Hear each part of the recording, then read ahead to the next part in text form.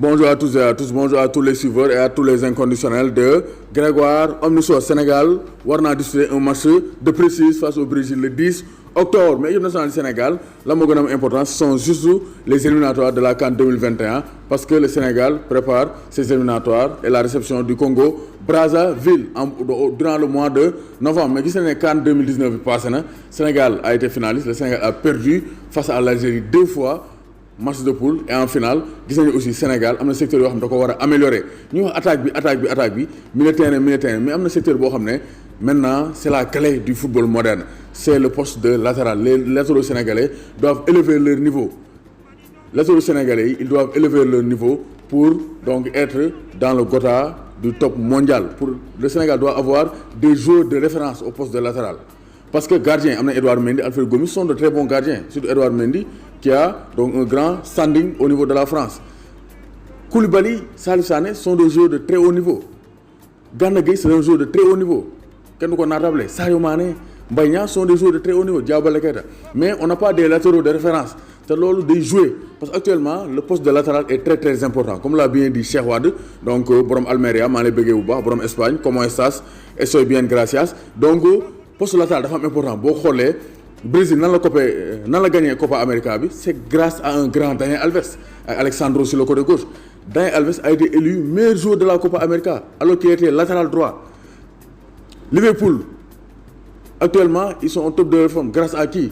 À les deux latéraux Alexander Arnold et Andrew Robertson qui font partie des meilleurs passeurs des grands championnats et de la Ligue des Champions. Quand tu vas à City, tu as Benjamin Mendy, tu as donc Cancelo ou bien Kyle Walker. En équipe nationale aussi c'est la même chose. Alexandro ici, là-bas on a Daniel Alves. Colombie on a les Cuadrado. Donc on a de très bons latéraux. Il faut que l'équipe nationale du Sénégal Aliou Cissé travaille loolu mu wax suñu latéraux yi tamit ñu jéem am compétition di jouer ay 30 matchs par saison dans le très haut niveau.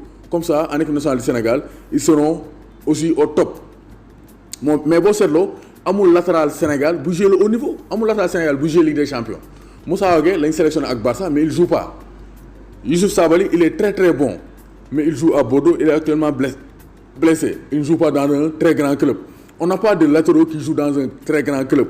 te loolu aussi day handicaper le jeu des Lions du Sénégal parce que ailier yi mënuñu ko fàtt bu ñu fàttee ailier bi latéral mooy ñëw def différence donc Aliou Cissé doit travailler ce secteur de latéraux su latéraux aussi jéem a améliorer seen jeu latéraux sénégalais jéem a jouer dans le très haut niveau ça participe à donc l'épanouissement ou bien au bon développement au bon rayonnement du football offensif des Lions du Sénégal parce que actuellement les latéraux sont incontournables dans le football moderne.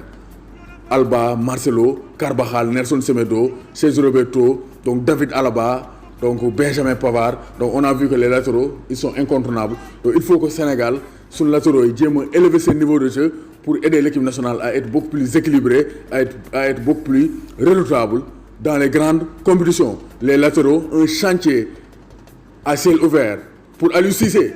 Doomu Gaynde Njaay warul tiit warul ragal.